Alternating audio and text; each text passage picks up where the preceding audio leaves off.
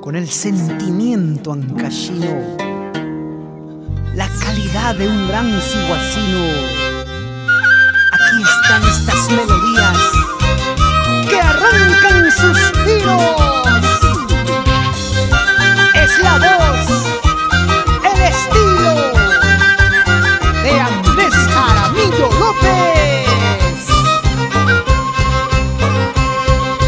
En el camino de Herradura hay una cruz de madera. Sobre esa cruz hay una plantita, nadie lo riega, qué lindo florece. Por el camino de Herradura voy contemplando su hermosura. Sobre el viento rocío de los Andes acaricia aquella plantita.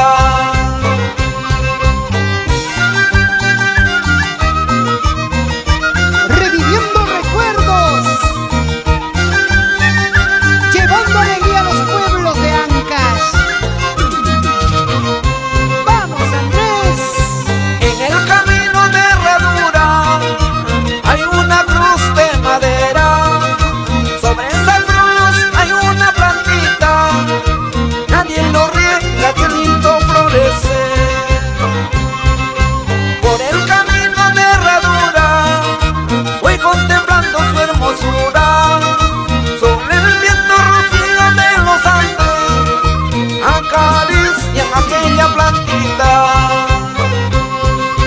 Y si tú quieres triunfar, no mires nunca para atrás, sigue adelante, verás la dicha que tú tendrás. Y si tú quieres triunfar, no mires nunca para atrás, sigue adelante, verás la dicha que tú tendrás.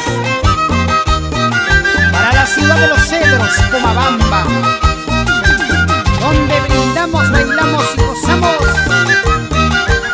con Producciones JL. Buena David Silva, Producciones Imagen. Así, Elvis Silva Chávez. Siempre calidad.